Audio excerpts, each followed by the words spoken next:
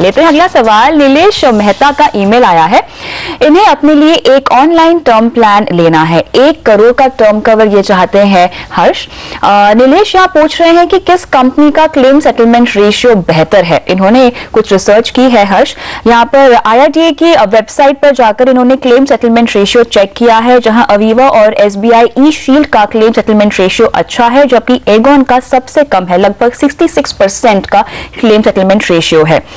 अब नीलेश ने और जानकारी निकालने की कोशिश की। ये गए एगॉन की वेबसाइट पे, जहां कंपनी के मुताबिक 29 में से 26 क्लेम सेटल किए गए हैं। तो ऐसे देखा जाए तो एगॉन का सेटलमेंट रेशियो 66 के बजाय 90% यहां पर होना चाहिए। अब इनके कुछ सवाल हैं, एक एक करके लेते हैं, कई सारे सवाल है हर्ष।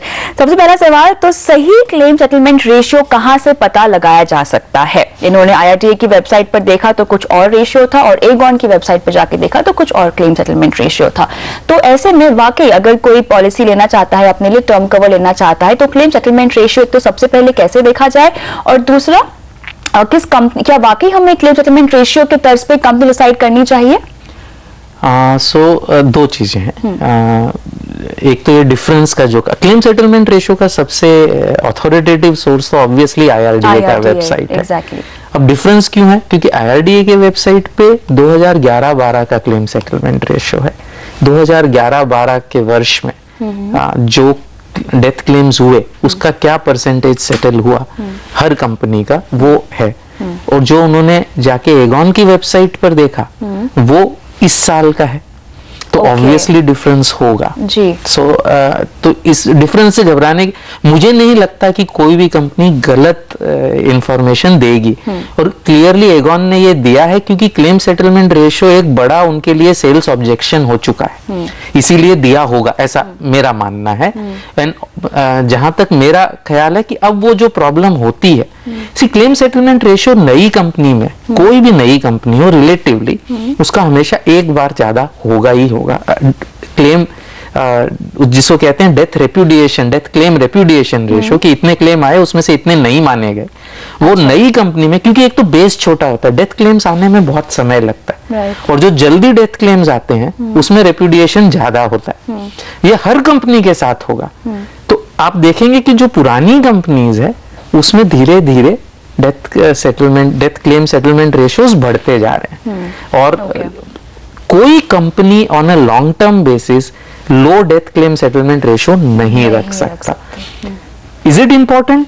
मेरे ख्याल से इंपॉर्टेंट ये सिर्फ इसलिए है कि आप टर्म पॉलिसी अगर ले रहे हैं तो अपने मन की शांति के लिए ले रहे हैं, पैसा तो कुछ मिलना नहीं, आप चाहेंगे कि भगवान करे ये पैसा कभी ना मिले, तो मन की शांति के लिए ले रहे हैं। और अगर आपके मन में अशांति हो रही है कि इसकी क्लेम सेटलमेंट रेशियो ज्यादा है, तो ऑब्वियसली ये इंपॉर्टेंट आपके लिए है। वरना शायद अगर आप फुल डिस्क्लोजर करें तो शायद इतना इंपॉर्टेंट नहीं है।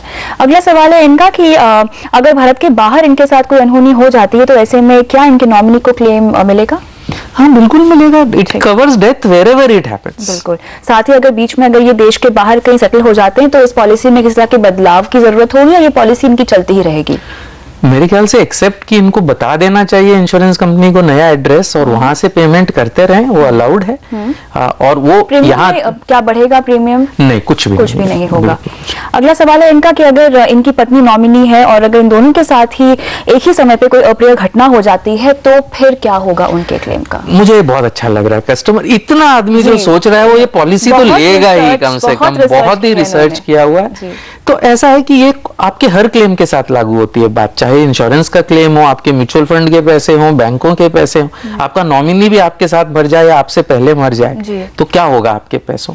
It will go by the personal law. अगर आपने विल लिखी है तो आपके विल के हिसाब से जाएगा। अगर आपने विल, और इसीलिए ये भी एक माध्यम में यूज करना चाहता हूँ कि प्लीज अपनी विल लिखिए। एंड सेकेंड इज, अगर विल नहीं लिखी है तो उसके जो भी पर्सनल लॉ, ये शायद हिंदू हैं तो हिंदू जो सक्सेशन एक्ट है उसके मुताबिक पैसे सेटल हो। एक आखिरी सवाल जो कि अगेन बहुत इंटरेस्टिंग है। फॉरेन इंश्योरेंस कंपनी का इंडियन कंपनियों के साथ यहाँ पर जॉइंट वेंचर है, अगर अपना ऑपरेशन कोई फॉरेन कंपनी यहाँ बंद कर देती है तो पॉलिसी का क्या होगा, प्रीमियम का क्या होगा, ये जानना चाहते हैं। See, insurance is very regulated market. ये कोई ऐसा नहीं है कि आज कंपनी शुरू करी कल बंद कर दी। तो वेरी वेरी क्लियरली IRDA से रेगुलेटेड है जी। एक दो कंपनी जिन्होंने बेचा है उसका बहुत ही अच्छे से ट्रांसफर हुआ, तो ये घबराने की मेरे ख्याल से बात नहीं। बिल्कुल, तो यहाँ पर जो है आपको जल्द से जल्द नीलेश जी अपने लिए ऑनलाइन टर्म प्लान ले ही लेना चाहिए। आपके तमाम सवालों का जवाब यहाँ पे हर्ष ने दे दिया है। इसी के साथ योर मनी में फिलहाल वक्त है ब्रेक का, बने रहिए हमारे साथ।